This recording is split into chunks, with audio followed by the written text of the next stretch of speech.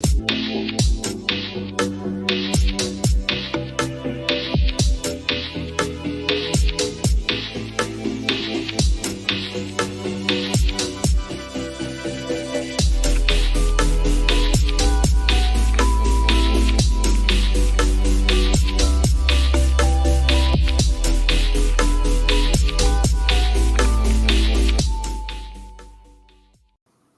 afternoon and good morning, Mr. Tony. How you doing?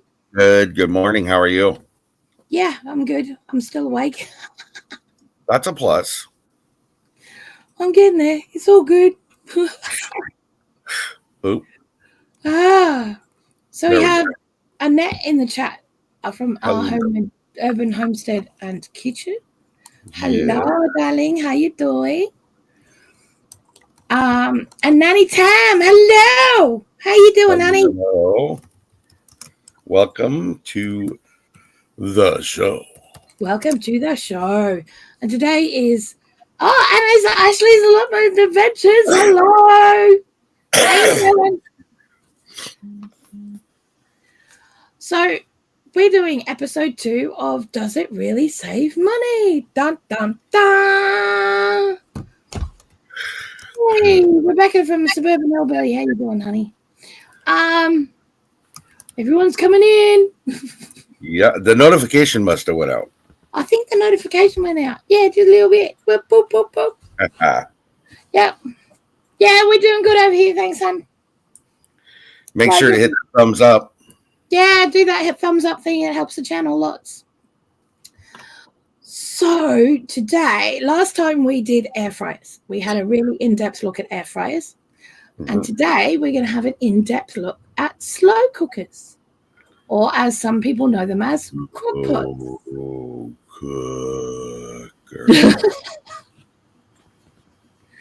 We're going to look at their history and we're going to look at how much they cost to run. That I know their cost of how much they cost to run. Okay. And then we're going to look at the best uses for them and some of the things that might trip people up and how to fix those things. All right. So we are trying to be a little bit quicker today. We have been running quite a lot over recently, but Mr. Tony has his mummy's birthday today. Happy birthday to Mom. Happy birthday to Mom. And yeah, so he's taking her out for brekkie. Yep. So, yep, we gotta race through it, but we gotta make sure that everyone knows what we're doing. Nanny Tam told me to quit yawning. I make her yawn. Sorry. Well, you know. So okay, before we even say anything, here's my take on slow cookers. Okay, taking everything out, all the negatives out of it. Okay, yeah, it really is nice to dump and go. It really is nice to dump and go. It is. It is nice to dump and go. That being said, though, please carry on. Yeah. So, the slow cooker, as we now know them, was invented in 1940. Well, it was patented in 1940 by the inventor Irving Naxon, and it was known as the beanery. Yes. Okay, and it was originally created for use on the Sabbath by Jewish families to create a stew of beans and meat known as cholent. I've probably butchered that. I'm really sorry, but you know. So my next question was, have you ever had cholent? No. Okay. I haven't. Basically, it meant a hot meal could be made without having to do any work, which meant you wouldn't be breaking the rules of no work on a Sabbath. Now, this is what the original beanery looked like. Dun, dun! There you go. That is the original Naxon beanery from 1940. Kind of looks like what they look like now. It's not that different. Really? It's not that different. Okay, but that's what it originally looked like. That's a picture that's taken off one that was on for sale on eBay, actually. Yeah, so it apparently it still works. Apparently, it's probably a lot cheaper. It probably was a lot cheaper. I'm going to agree with that. It probably a couple of bucks, whereas now they're like, there's some price differences. Well, so yeah, okay. Yeah. So the other thing that goes with that, and I don't know, are you going to get further into the history of it, or do I? I am, because this is not the end of the story. Okay. This is story time. There is not the end of the story yet. Okay. So go ahead. I'll shut up and listen. Then. Yeah, shut up and listen and learn something. Okay, will do. So back in 1970, Naxon, the company Naxon the inventor Naxon sold his invention to another company, as although it was a great product, it never really took off. The company he sold it to was a company called Rival, who actually purchased it as an afterthought, and they put it on a shelf and handed it over to their test kitchens, where one of their test cooks, Marilyn Neal, realized it could be used for so much more other than beans. So they renamed it the Crock-Pot, and it made its official debut in 1971 at the National Housewares Show in Chicago in colors, as we remember in the 70s, avocado and harvest gold. Print ads and television commercials flaunted the Crock-Pot as a miraculous time-saving device, assuring all women, in terms, you can have it all. Dun, dun, dun, dun. And this is what it looked like. That is what the original Rival Crock-Pot looked like. Nanny Sam said she had an avocado one. How cool is that? Yep. I think my mom had like a yellow, that mustard yellow colored one. Which I think is the Harvest Gold. I think this one's like a special edition orange, autumn kind of orangey, kind of pumpkin look to it. Right. So yeah. Ashley says, I love my slow cooker, but it died. I'm hoping to replace it. Yep. And he says, love my slow cooker. The internal bowl is metal, so I can go on the cooktop to brown meat. Very nice. Yes. Very nice indeed. So there you go. That's the original Crock-Pot as it was in 1971. And as we know, they have changed a little bit since then. Okay. But it's not that different to what the beanery looked like. So when I was asking about the history, can I go backwards a little bit? Yeah. And I know you and I have talked about this, because when we did Crock-Pot collaboration. Yeah. You did a version of it different than others did. And I did. In that history, when we were looking at it, the theory of crock-potting has been around for centuries. Yes. The theory, not a product or an item you could go buy. No. But it was there because what they would do is that they would, insulate the food they were cooking. They would cover it with heat and then leave it sealed until the steam and the heat convected the food that was inside, basically, is what it does. Absolutely. So I just wanted to throw that out there. Sorry. No, Crock-Pot was the cast iron pot. Right. If you think about it. And that's what I did on my video to do with that, because my slow cooker blew up. Yeah. I also blew up the electrics all the way through the house several times when we decided that, well, it's done it 3 times now. I think we should stop. So, that was it. Sam says that her original Crock-Pot still works from the 80s, and she gave it to her daughter. Hi, George. How are you, darling? It's good to see you. Welcome in. So, after it became the Crock-Pot, sales hit 2 million in the first year it was introduced. 4 years later, that number exploded to $93 million. And basically, the rest is history, let's be honest. Yeah. Okay. With some small modifications. Yeah, absolutely. I mean, these days, they are all sorts of shapes, sizes, and all sorts of, whatevers. There's round ones, big ones, small ones that have got 3 in in a thing, so you can serve up 3 different dishes in one. You know, they're all awesome, but you know, they all do the job that they do. So Now- just because I know that the question has sat on my head for a couple days about this. When we talk about crock pot, are we talking about roasters as well? Because they kind of are the same thing, just on a larger scale. Yes and no, we're not doing that today. Okay, I just thought I'd ask. So in an effort to try and separate the two, because they are 2 separate things, there are the multi-cookers and there's a slow cooker. Okay, so the slow cooker is the crock pot. The multi-cooker works as a slow cooker, but you can do other things. Okay. So like, for example, the one that I have, you can do everything from slow cooking and warming all the way right up to deep frying. Okay. So, you know, you want to separate the two, I think, because there's a lot of different ones of those. And, you know, I think we'll just keep it as crock pots for this. No, and that makes sense because I think what I'm referring to is a multi-cooker then. Yeah. Okay. Yeah, that's what we're looking at then.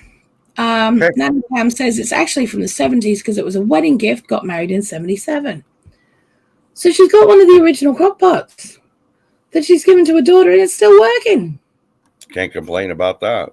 You can't complain about that. I can. Why? What's the matter with you? Should have kept it. I'm kind of with him. I would have kept it if it was me. Should have kept it, you know what I mean? Yeah. Imagine, I'm not being funny, you know what I mean? Imagine the value of that now, the original one from the 70s. Yeah. Still working, the value for that. Collectors people will actually snatch your hand off. Yep. Tell her to go back to her daughter and say, "Can I have that back, please?" I agree with you. We have the peanut gallery. Tanny is in the house. He's finished work early and he is here. He's playing his game beside us and he will pop in from time to time because he can't help himself. So But he is spot on, though. He is spot on, to be fair. To have one that is from then that still works, there's a lot of people that would pay good money for that. Oh, they'll chew your arm off for it. To be honest, for somebody from an item from the 70s, what still works to this day and everything else is it's an antique. Yeah. Well, yeah. It's an antique. And it's literally, and you talking about something like that, it'll be like I would go to my daughter going, "You drop it, you damage it, I'll kill you." But you think about it, I mean, it's 50 years old. Yeah.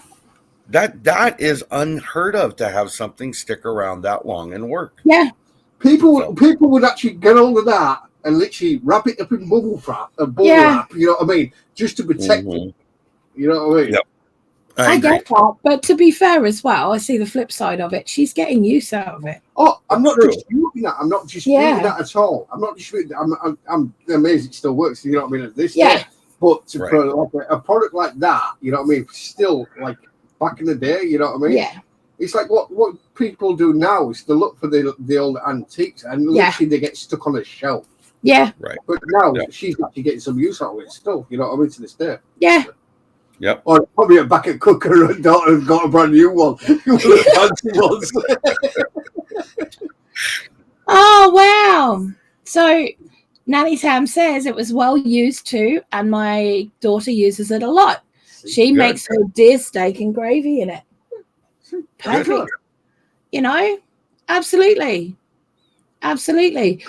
I mean, there's nothing, to be fair, vintage electronics like slow cookers or crock pots or whatever you want to call them, fridges, freezers, those kinds of things, they were built to last.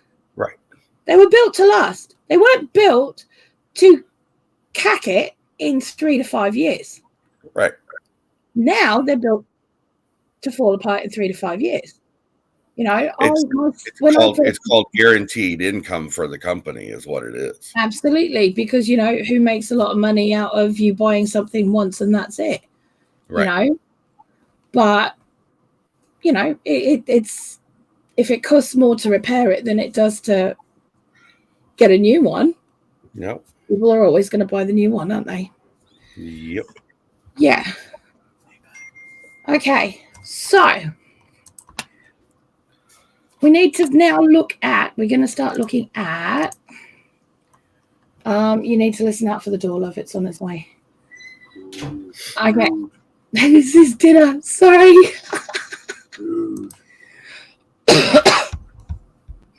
Okay, so the average crock-pot style slow cooker in this country, in the UK, costs 12p per hour to run on low setting and 43p per hour on the high setting, which means that if you're using it 3 times per week for approximately 6 hours, that's £19 per year on low or £67 per year on high. Now, that's a lot of cooking. I was going to sit there and say, you know, really, even though that sounds like a lot in a lump sum, when you spread it out, that's not really that bad. It's not really that bad. Now, the other thing as well with it is, in comparison, the average electric oven, which is where you would do something like this, you'd have to put it in the oven, right, is approximately 14p an hour to run on a low heat for an hour, or 29p an hour on high. Okay, so that is a little bit less than the crock pot. Well, it's a little bit more on the low setting, a little bit low. Yeah, it's a little bit higher on the low setting, but a little bit lower on the high setting. Actually, it's a lot bit lower when you look at it. That's however, 40 pounds less a year. Anyway, sorry, go ahead. Yeah. But if you're using it for an hour a day, an hour per day, we're looking at your oven for 1 hour per day, that adds up to £52 per year on the low setting, or £104 a year on high. So you can see the slight difference there. I jumped ahead, and that's what I was just looking at, is that when you're looking at the per year on high, there is a bigger difference. There is a bigger difference. Right. You know, and so, but it's entirely up to you at the end of the day. But the other thing is as well, I'm quite happy to put my slow cooker on and go out for the day and leave it on the dining room table, on something that'll protect the tables, just to make sure that, you know, nothing melty happens.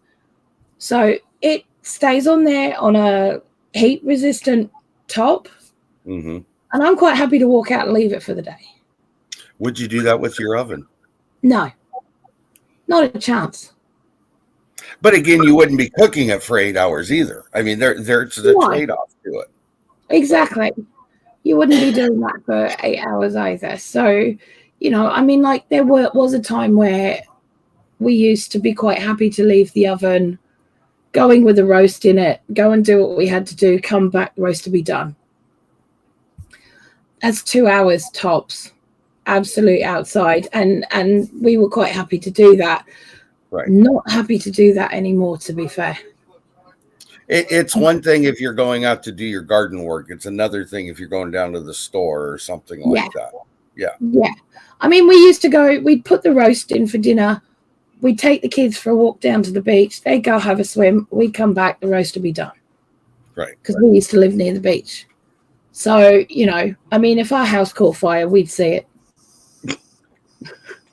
We were that close to the beach, so it was like, we'd see it. Okay. We wouldn't get there in time because it was wooden, but, you know, we'd see it.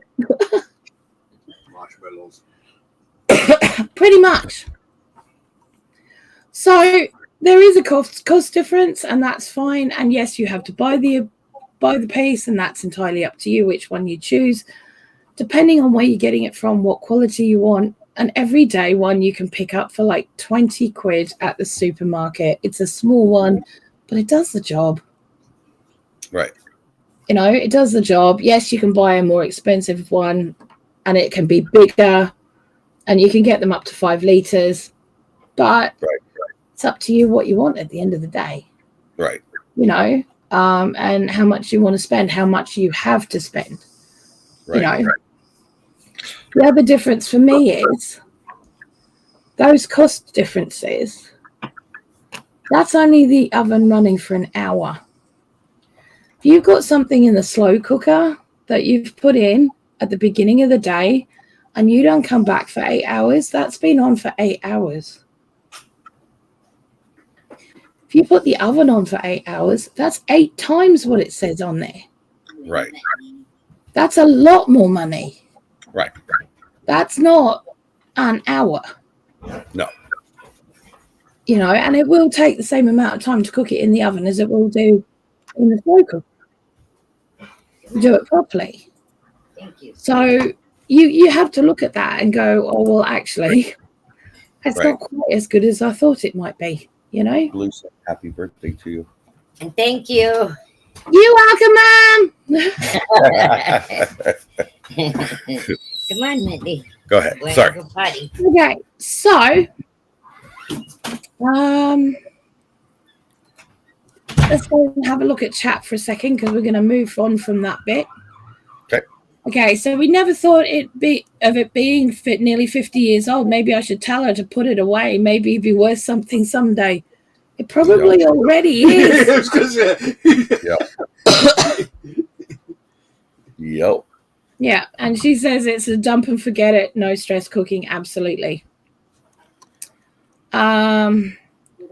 Annie says I use mine a lot in summer as it doesn't heat the house up. Well, there is that. Yep. There is that. Nanny says, and it has to be incredibly cheaper than using your own oven. And it really is. It really is. She also says, I never stressed about my crock pot while I was at work, but I never leave the house if something was in the oven. That's the thing. That's the trade-off right there, really, isn't it? Right. Right. That really is. I mean, this you can literally turn on and walk away. You know? It sounds like an ad. Set it and forget it. Yeah, set it and forget it. Yeah. You know, it's like their tagline, you can have it all. You can bugger off to work, but you've got the dinner ready when you get home, sort of thing, you know? So, yeah.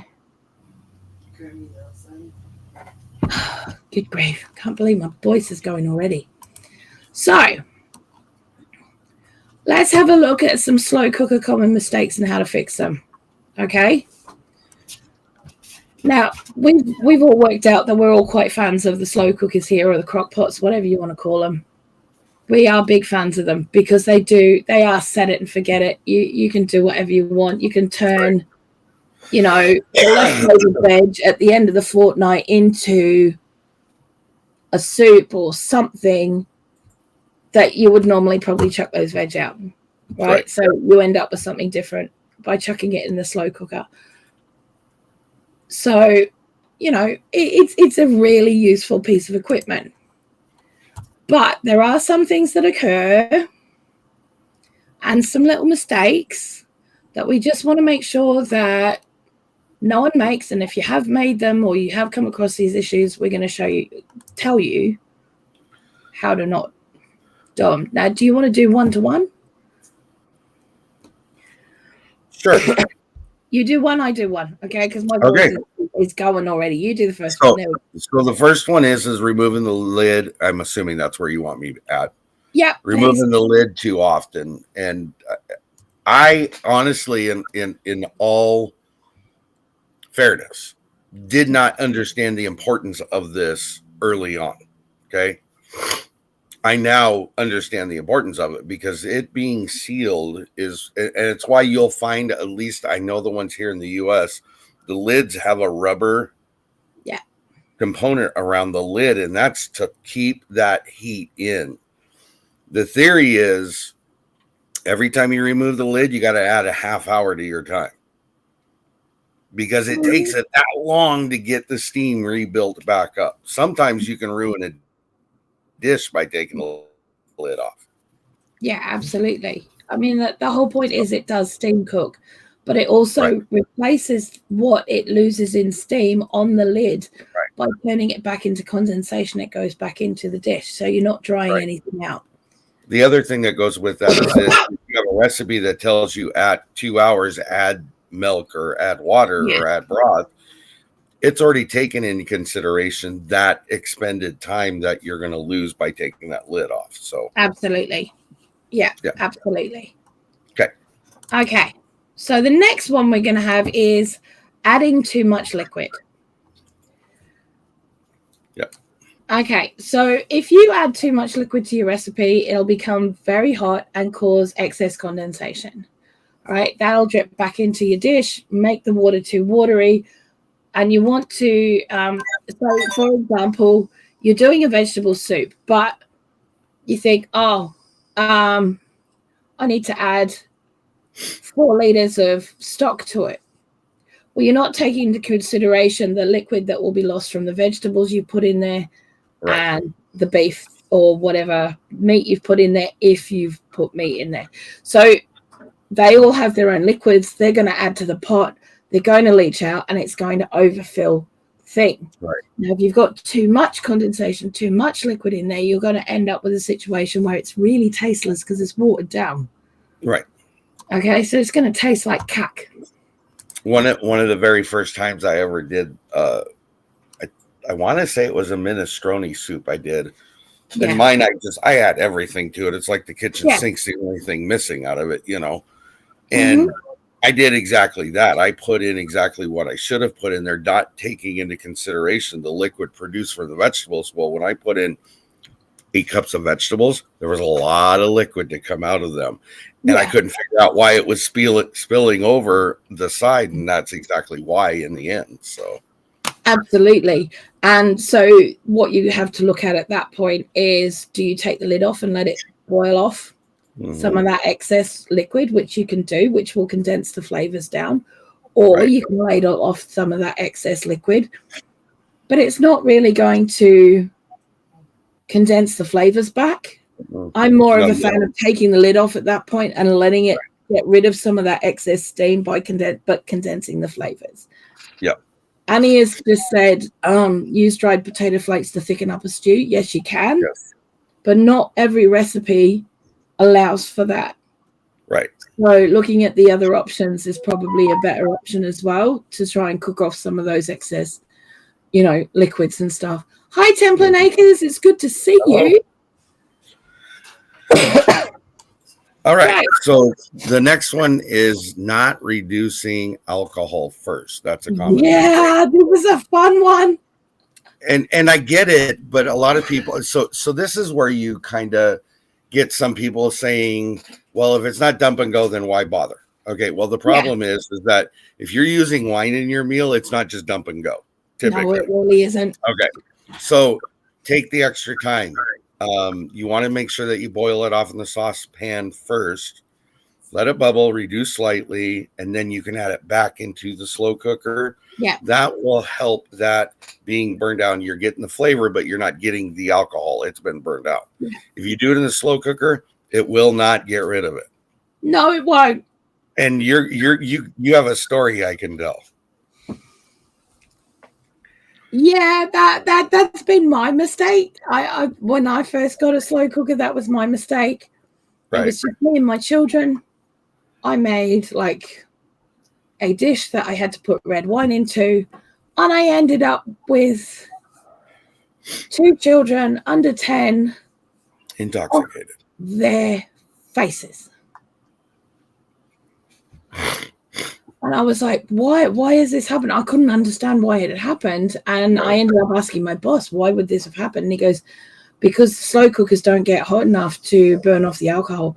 You're going to have to burn off the alcohol before you put it in the slow cooker. Otherwise, it doesn't burn that alcohol off. And what it does is condense the alcohol. And then you end up with a case of, Why are you? Mommy, I feel warm and squishy. That's funny. They did sleep well that night. That's all I'm going to say. Well, yeah, but they probably slept for like 10 hours longer than they were supposed to. Well, I think in all honesty, I only put like half a cup in, but it was enough to give them a good buzz. Do you know what I mean? Okay. Because, so I didn't do too much, but it was enough to give them a buzz because they were only little. Right. So yeah, you want to burn off that alcohol first. So cook it off first before you put it in there. Otherwise, it's not worth it. It really isn't. No.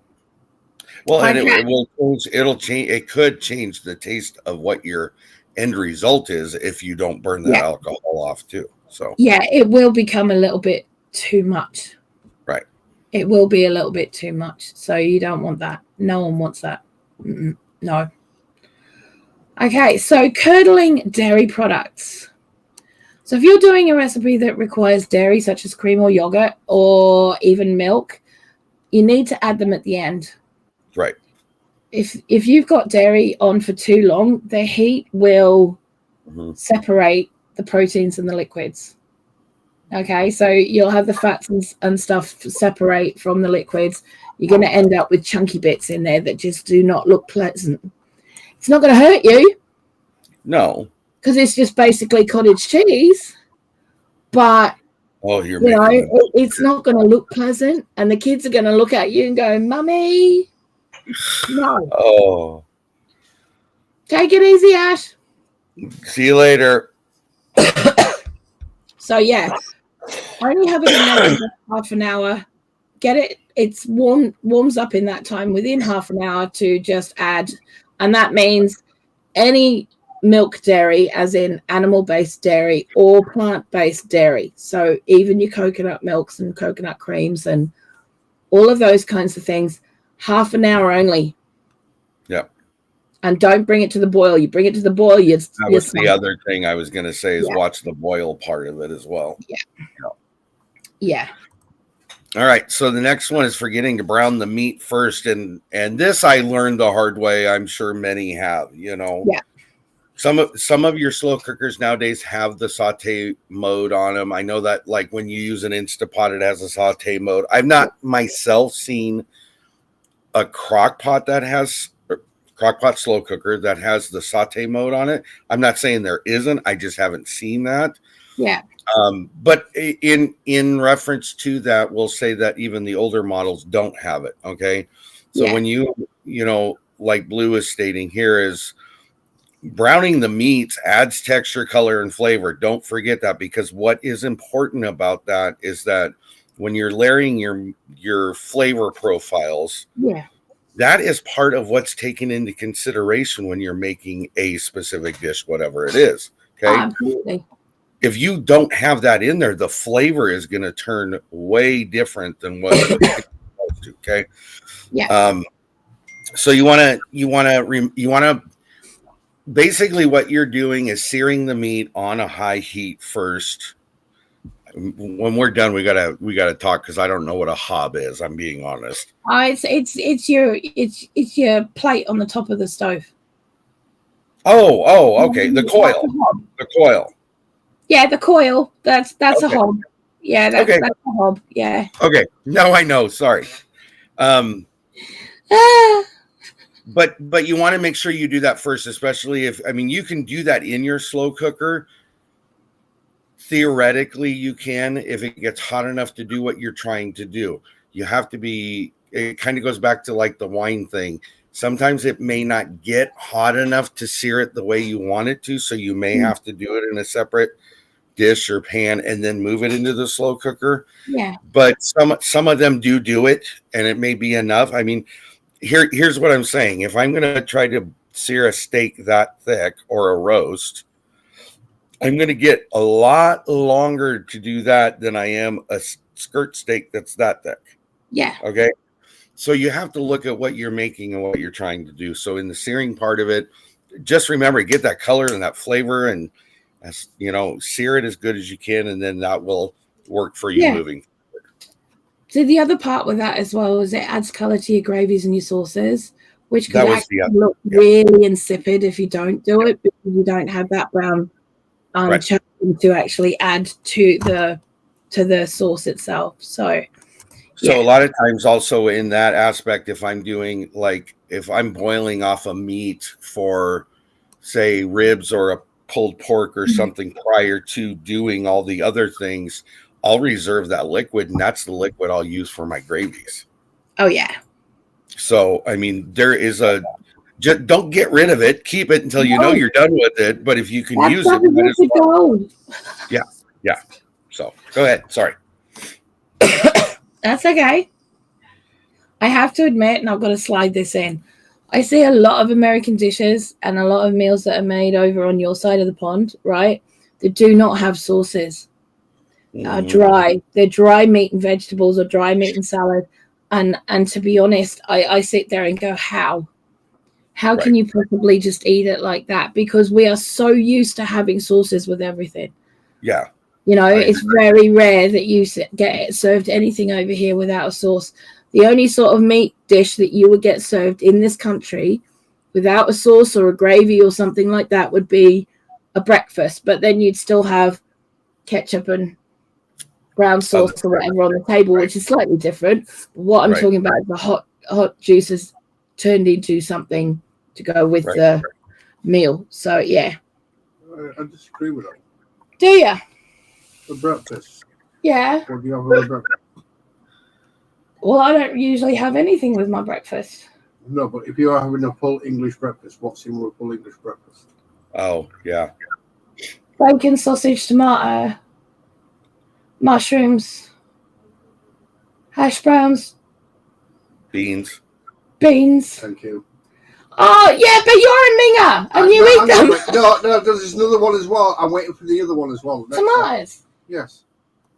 But that's not Tin tomatoes. Yeah, tin tomatoes. It's tin tomatoes. I can't go there, guys. That's a him thing. But he's got a point. It is kind of a sauce. He does have a point, and they are kind of a also as well. I'm not being funny, but your egg as well. Your egg, yes. Your running egg. That's like a sauce as well. Because how many times when you have an English breakfast, you sit there, you cook your sausage up, you dip your sausage into the egg. There you go. Bah. Yeah. You dip it into your beans, you dip it into your tomatoes, you dip it in things. Literally, everybody's like your hash brownies. Pick your hash brown up. I don't. You know for a fact I don't like hash browns. And you know for a fact I don't like baked beans. I know you don't like baked beans. You don't like tomatoes. Tomatoes. I don't. That's full English. It's like my but he is correct. It's like a black pudding. You know what I mean? It's like black pudding at home. And then, I'm sorry, but I hate my kids. You know what I mean? Now they like black pudding. You know what I mean? Yeah. So, but anyway, he does have a point. I mean, you got the beans, you got the tomatoes. But there are a lot of dishes over here that you wouldn't get just plain meat on a plate without a sauce of some description. Okay. So yeah, it's a weird one for me, I have to admit. Anywho, okay, so we're moving very quickly on because I know that Mr. Tony has to go in about 7 minutes. 7 minutes. 7 minutes. So we're overfilling your machine. Do not overfill your slow cooker. No. If you want it to cook evenly and have a clean kitchen. Right. Because even if you put in everything dry, you're going to end up with that liquid release from all of the stuff that's in there, and it's going to go up and up and up and up and up until it starts spilling over. Once it starts spilling over, not only have you got a mess, but you could end up with electric shorts because it can slide down underneath the crock part and into the actual machine itself. We don't want that, right? So we don't want that at all. No overfilling. Don't be naughty. So the other thing is skimping on herbs. Yeah. I don't call them herbs; they're herbs, but you call them herbs. So, anyway, sorry. The thing to remember is not to. This is one of those ones that I kind of have a flip-flop opinion about. And it's actually one of the only ones I have an issue with, because I think you should watch what you're putting in there so you don't overpower the food you're cooking. I get that, and that makes total sense to me. But I find so many people that don't spice their food enough as it is. Yeah. But I'm going to go with you on this one because I do think it's important when you're doing a crock pot slow cooker is don't overpower, because once you went too far, you can't take it back usually. No. Be really careful. I quite agree with that one. You do not overpower. Now, Pam does love her herbs. Pam loves her herbs, her spices, and everything else. She knows me. I'm not a keen lover. I don't mind some herbs. I'm a mild person, very, very mild. I'm a very, very mild curry, spice, and everything else. Pam's spice is a handful. You know what I mean? My spice is son off. Yeah. Do not put your hand anywhere near that spice. But this is why she finds it hard to cook for me. You know what I mean? Or for us. Because the way she likes her herbs and everything else. She will actually lather her meat in herbs and spices and everything else. And it's like, I run out the door. See ya, I'm off. I think as what you said in here though is that if you have a tablespoon of oregano, put half of it in. Taste as you go. Don't taste it in the first hour because I'm here to tell you that isn't going to do you any good. No, you got to let it. If you leave it for until the end, like towards the last hour, half hour, right, for the rest of your herbs to go in at that point. That would be my suggestion if you need them. You should be always. You should be always testing. It's like when I make gravy. You know what I mean? I always come to you and everybody else. I will try it. I might like it, and then they'll go.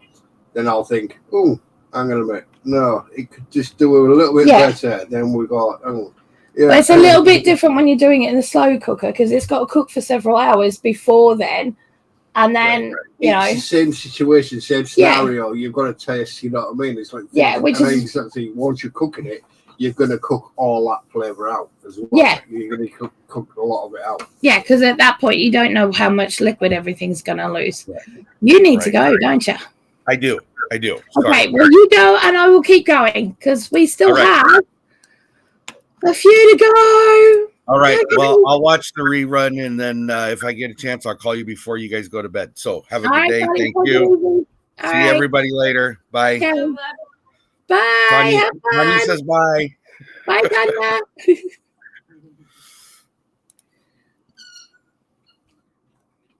Okay. So now we have to look at mushy vegetables. All right.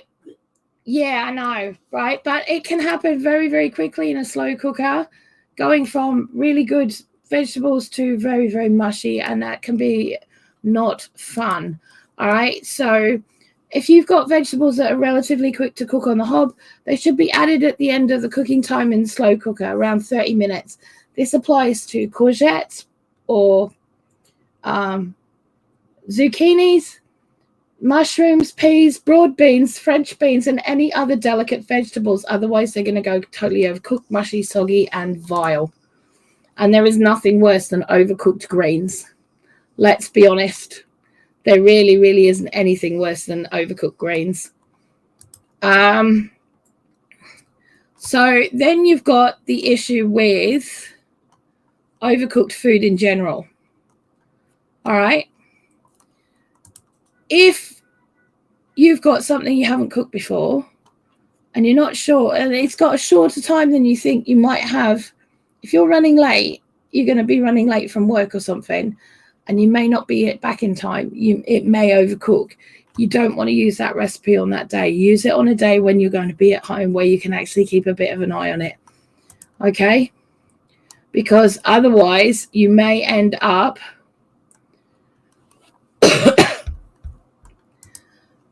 with an issue with overcooked food. Now, if you think you might have a issue with a recipe like that, keep it on low all day. Don't put it on high, because I know some of us, we leave it on high and then we'll drop it down later. Just leave it on low for the whole day. Less likely to overcook. Put it on high when you come in for the last hour or so as you know, before you serve dinner. Okay, but you want to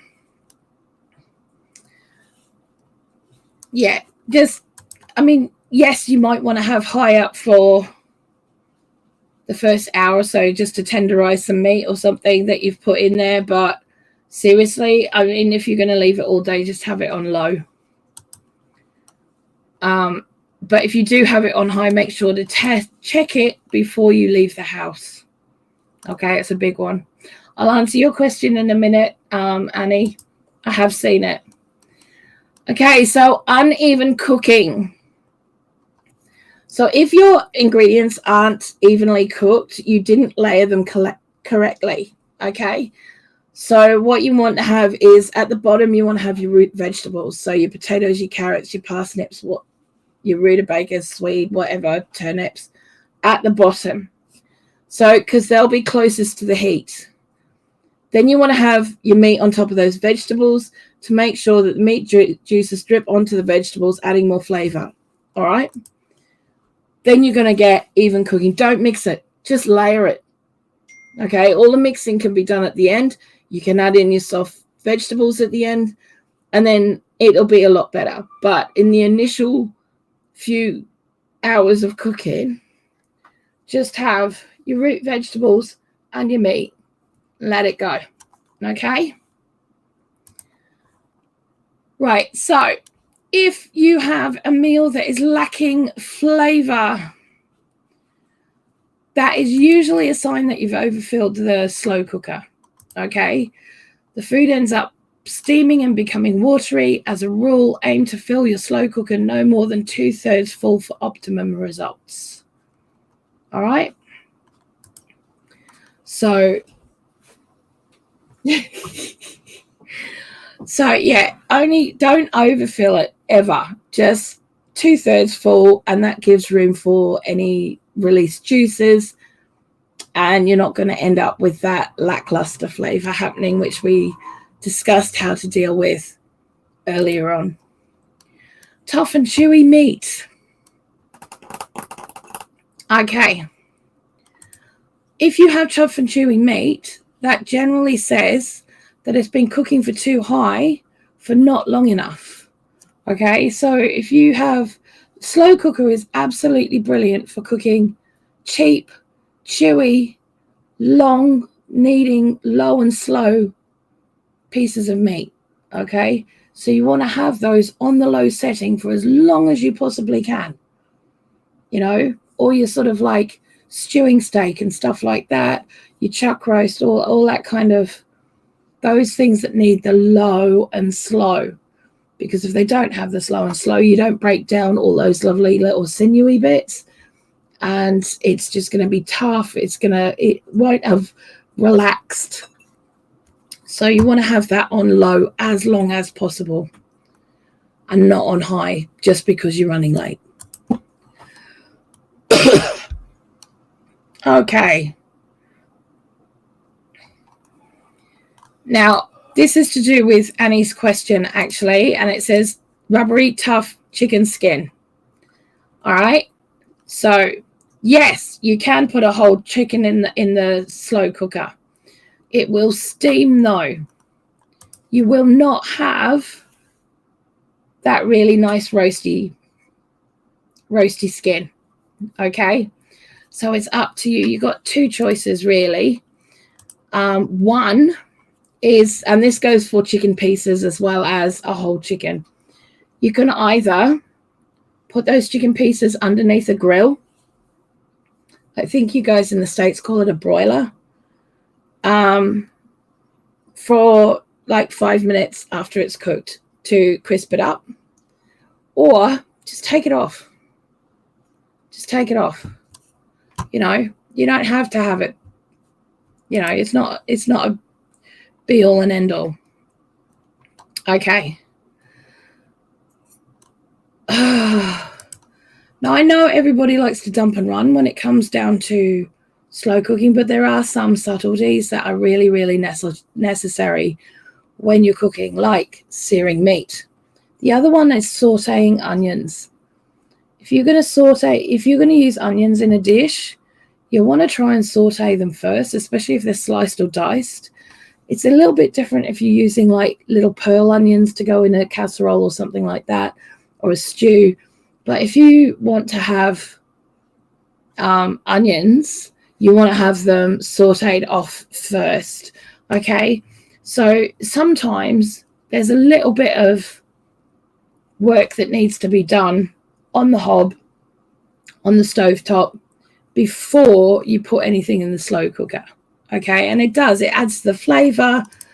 You know, they end up being a lot sweeter, and you don't get a taste of boiled onions. You get that sauteed flavor in there, which is what you want, because any amount of flavor that you can pack into slow cooking is really important. Hello, Miss Linda from Sapphire Diamonds and Pearls. Miss Linda in the house. Okay. Right, so if your food is consistently coming out overcooked, it's highly likely your slow cooker is operating at too high a temperature. It does happen with domestic ovens as well, and it has always happened to me when it comes down to commercial ovens as well. They get hot spots, okay? Most slow cookers have a hot and a high, a low and a high, okay, setting. There's only like two settings, low and high. But if you have one that you can actually test the temperature and turn it down a bit, yeah. Just experiment a little bit and do it at a lower setting than it's stated, and you'll probably find that your issue is gone. Okay. All right, so the sauce is too fatty. Oh my gosh. So when it comes down to low and slow cooking, a lot of those cuts of meats tend to be quite fatty cuts of meats, and it's entirely up to you, but you can cut a lot of that fat off, or you can wait until it's cooked a bit and you can ladle the fat off afterwards. Okay, that means because it'll all pull on the top anyway, so you can pull it off with a ladle or a spoon. Rude. Sorry. So yeah, so you can ladle off the excess fat and that'll be fine. That's not a problem. Okay.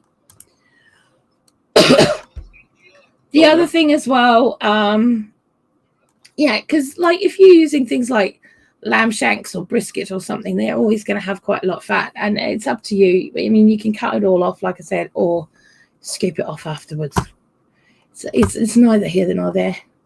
It's up to you, whatever's easiest. I mean, I tend to just chuck them in and scoop it off afterwards. No. Okay.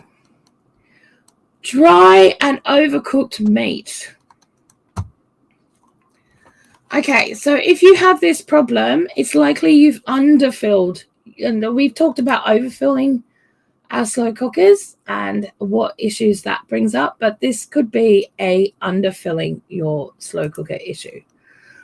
You always need to have it at about 2/3 full to be the most effective. If you've got it less than half full, you're liable to run out of steam. The steam will run out, it'll go out the sides, and then it'll be game over, right? So if you're not wanting to eat all of that, if that's too much food for you, put half of it in the freezer for again. Or if the recipe you're using doesn't have enough to fill your slow cooker, double the recipe, then you've got enough for again. It makes it a little bit easier that way. Or if you are going to repeatedly be using a recipe that is a lot less than what your main slow cooker is using, or the size of your main slow cooker can use, get a smaller slow cooker as well. I mean, it doesn't hurt you to have two. If you need permission to have a smaller one for certain dishes, I'm giving you permission to go and get a smaller one for other dishes, okay? I'm giving you permission.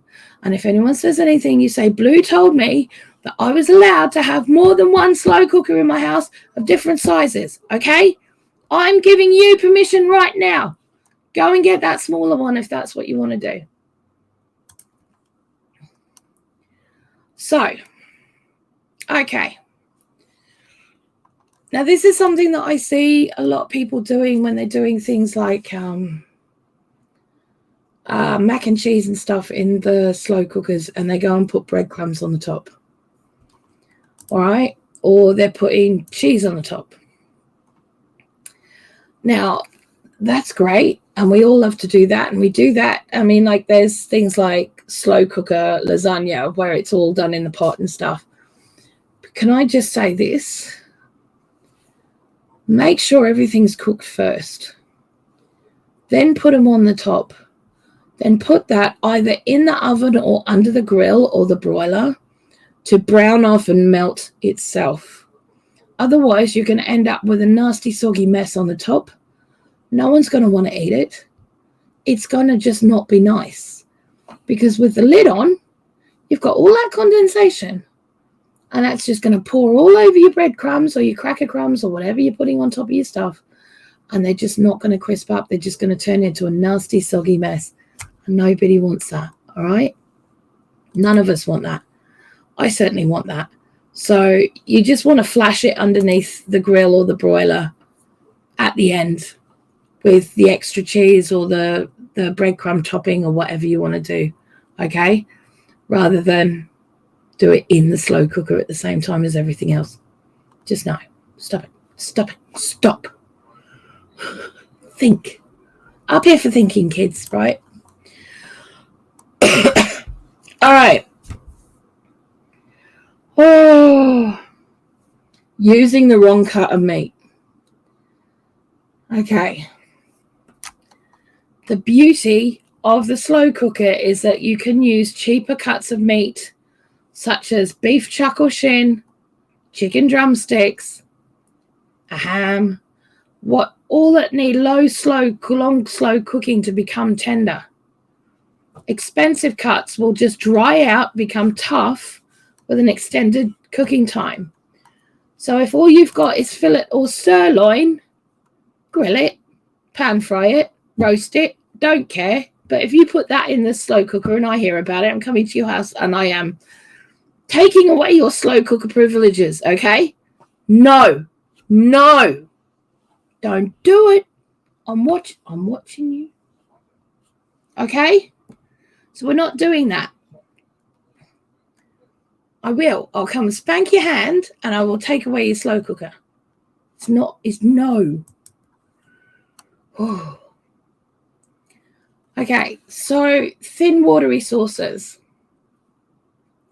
We have kind of touched on this before, but there are a couple of reasons that you could end up with a thin watery sauce. And that's you might have just added too much liquid, okay? But this is kind of like, going over the same thing again.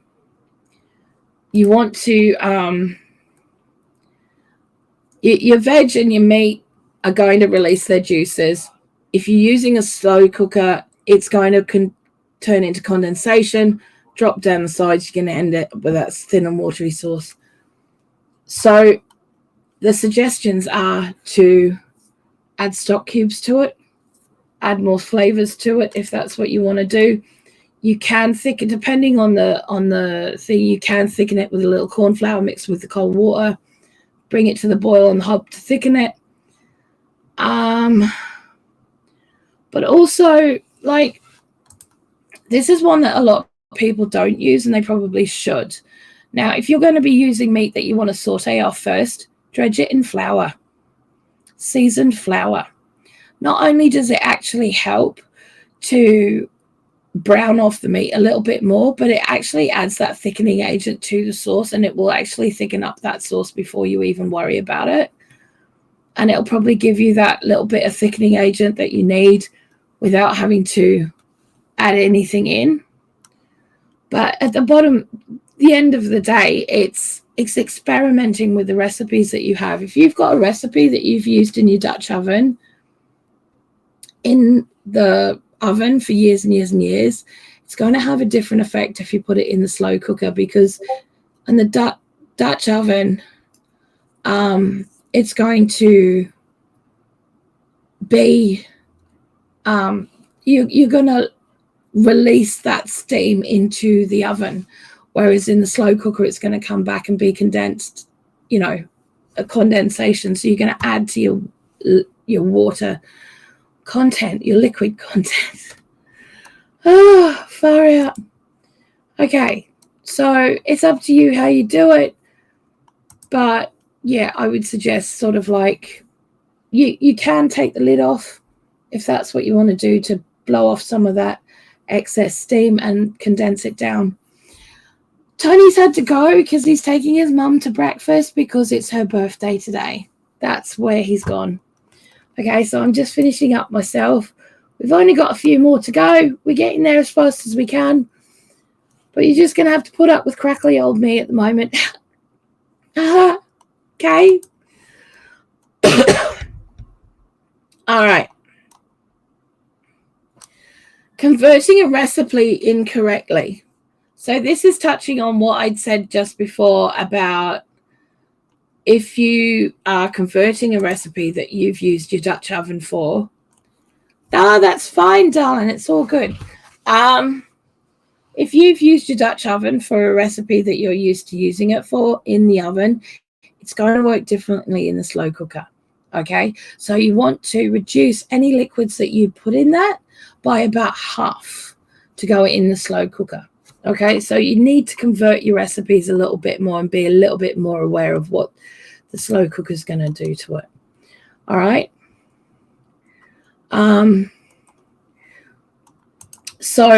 But there are recipes out there that have already been converted that may be very similar to the recipes that you have been using that may already be out there. So check those out first if you're not really sure. If you've just first started using your slow cookers, test them out first on the actual slow cooker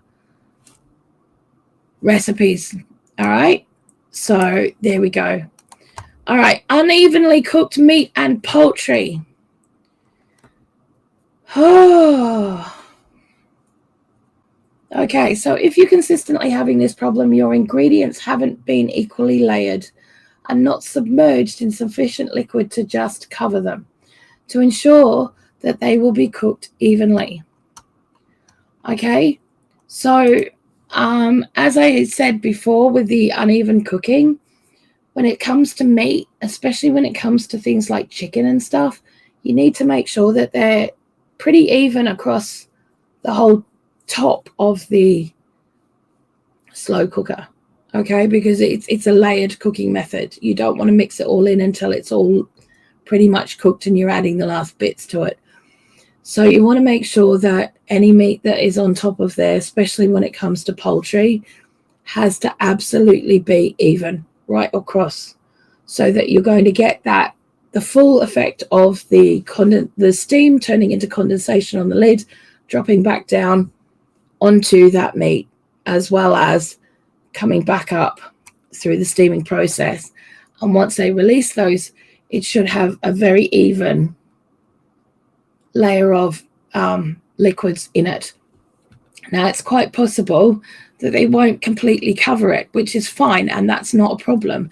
But if you are worried about it, but you have noticed there's a very clear line between the top and the bottom, turn it over. Turn it over if you can halfway through. There's nothing wrong with doing that. And then you'll get the fully even cook, especially if it's things like drumsticks. If I'm cooking chicken thighs and they're on the bone or something, I always make sure to turn them upside down so they've got the bone side up.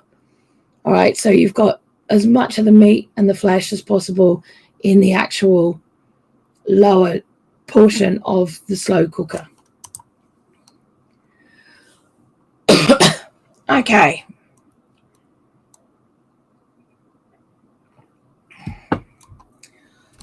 Adding fresh herbs too soon. Now, if you are going to be using fresh herbs, the only way that you can add them in right at the beginning is using a bouquet garni, which is things like your hard woody herbs. So thyme, bay leaves, rosemary, sage in a little bundle, dipped in, what have you. Any of your soft herbs, you want to make sure that they're put in last minute, because otherwise they lose all their flavor, all their vibrancy, and they just they just cook out to mush and it's just not nice. Okay, so leave them to the last half hour, pop them in, let them do their thing, brighten up that meal a bit, and yeah, you've got this. Right. Oh, and if you are using a bouquet garni, you can take it out when you put the fresh herbs in. Okay, just take it out at that point. And because it's on a little string, you can just pull it out and put it to the side, and it's not messy. We don't like messy. Messy means cleaning up. It's a lot of a pain in the bum. We don't want that. Right. Throwing in pasta. Okay. Not all foods work well in a slow cooker or crock pot. Pasta is one of them. Okay, especially dry pasta. Fresh pasta, for the purposes of this, I'm going to say no pasta. Do not add the pasta into the slow cooker unless it's previously cooked in a pot on the stove and you've already done it and it's drained and ready to go. All right, and then you can mix it in. Okay, that's the way I'm going to say this right now. Slow cookers do not come to the boil. If they do come to the boil, it's way too hot. You've got a major problem there, and I would be sending that thing off to probably the local church and get it dipped in holy water because it should not be boiling. No, it shouldn't. No. So, pasta really needs to be cooked separately on the hob, on the stove, before you add it to a slow cooker. Otherwise, it's not going to cook properly, and it's just going to be just not right. Okay, it's just not going to be right. So add it in afterwards at the end with all the fresh things. Okay. The other things that I wouldn't put in there are things like asparagus until the end. Also, fillets of fish. If you're going to be cooking fish in slow cooker, you want to put it in at the very, very end. You don't want to be cooking it and depending on the size of it, you don't want to be cooking it in the slow cooker for any more than about 10, 20 minutes. Tops, absolute outside. Okay, so that goes on at the last minute with your things like coconut milk, your fresh, soft vegetables, your fresh herbs, and your fish, your asparagus, stuff like that at that point. Okay. Oh. So, next issue that can come up is, or the last one that can come up is not cleaning it properly. Okay, now the crock pots and the slow cookers with the ceramic insides are pretty easy to clean, but low and slow cooking can take its toll. So you want to make sure that, everything is clean on the outside and the inside. Okay. Because sometimes things do stick. I mean, that's the honesty of it. Things do stick. Now, if you want to, and it's entirely up to you, it's not that, I've never found it necessary, but it is a possibility if you wanted to do this. You can get a small cloth or kitchen towel if you use it, dip it in a tiny bit of oil and run it around the inside of your slow cooker before you put anything in it. That should stop anything from getting too sticky inside. Should do. I'm just saying. This is what the manufacturers told me. I'm just like, really? I've never done that before, never had a problem. So, but they've said if you're a little bit worried that things might get overcooked, put a little bit of oil, just enough to just coat the top, the surface, and you should be right to go. So, in conclusion, has anyone got any questions or anything before I conclude all this? Yeah, frozen peas last as well. Absolutely, love. Absolutely. Thanks, Nanny Tam. Thank you. So basically, in conclusion, guys, slow cookers do save you money, but are you going to use it up to 3 times a week? Okay. So that's the stats that we've got on the prices. If you want to know what they are, they're back earlier on. Excuse me. Sorry.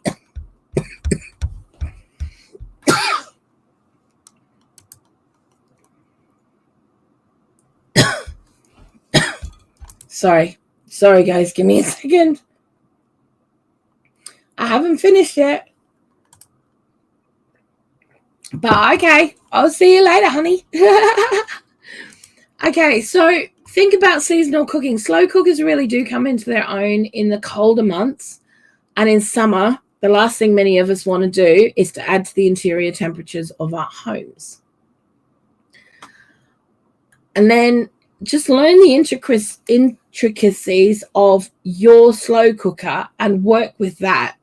Just because it works differently in somebody else's slow cooker may not work the same for you in yours. Every machine has its differences, and as long as you learn those differences, you can use your slow cooker effectively and efficiently. They make a great addition to your home to help produce easy, nutritious, and tasty meals without all the fuss. So there you go, guys. That's our take on, does it really save money? Yes, slow cookers can save you money. They absolutely can save you money. And they are a great little piece of kit for in your kitchen arsenal, especially if you're working full time or you're having some very, very busy days and you don't want to be running around worrying about food. You can just dump and run, pretty much dump and run. It might take a little bit of work just beforehand, to do things like searing off some meat or some onions, sauteing some onions, cooking off some alcohol, if you're going to put wine in it or whatever. But as long as you take those precautions, you're pretty much good. Okay? Hey, Sika, how you doing, darling? We use our slow cooker a lot. Wouldn't be without it. Exactly, I wouldn't be without mine. I'm not going to lie. I wouldn't be without mine. I love it. I use mine for all sorts. But mine's not a true slow cooker. Mine's a multi-cooker. But we'll go into those another time. Now, next week, we are going to be looking at homemade versus store-bought. And so keep an eye on what that subject will be about. We may be looking at bread, I think, next week. So store-bought, homemade versus store-bought bread. And we'll have a look at that kind of stuff. Sika says, one thing we use it for, beef joint, tastes as it used to after an all-night cook. Exactly. Absolutely. It's brilliant. They are great. They're really good for the low and slow. It will be a fun one. It will be a very, very fun one. So I will see you then. I may see you on Tony's tomorrow morning or tonight for you guys in the States. And I have a video coming out on Tuesday next week. If you are a Patreon, you will already have access to that. And there will also be the workshop guide to this live will be in Patreon as well. So you can download and keep it. So I will see you guys later on. Have a really, really awesome rest of your weekend. Hi, Deborah. Oh, it's lovely to see you. I love to use it in the summer. Yeah, absolutely. They're great for the summer.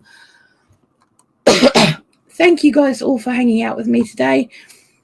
And I will see you soon. Love you guys heaps. Mwah. Bye.